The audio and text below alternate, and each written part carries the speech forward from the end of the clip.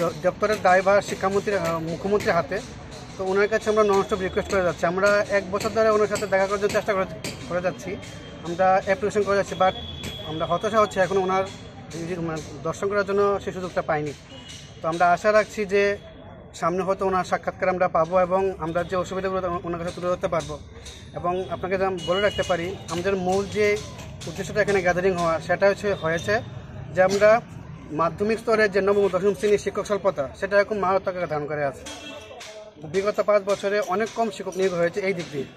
তো যার জন্য আমরা দেখতে পাচ্ছি আপনাদের মাধ্যমে, মিডিয়ার মাধ্যমে স্কুলে খুবই করুণ অবস্থা, বিশেষ করে দ্বাদশ এবং মাধ্যমিক স্তরের স্কুলগুলোর মধ্যে। এবং আমি জানি হয়তো মুখ্যমন্ত্রী স্যার এই বিষয়ে কি বল অবশ্যই থাকবেন, না থাকার কথা, যে দপ্তরটা ওনার আন্ডারে। তো আমরা অন্যান্য ক্যাবিনেট মন্ত্রীর কাছে গিয়েছিলাম, রিকোয়েস্ট করেছি, ওনা বলছে যে হবে, কিন্তু সর্বোপরি সিদ্ধান্ত মানিক শাহ সিএম স্যার নেবে, কারণ দপ্তরটা ওনার হাতে। উনি যেটা করবেন সেটাই লাস্ট সিদ্ধান্ত হবে। তো আমরা রিকোয়েস্ট করে যাচ্ছি।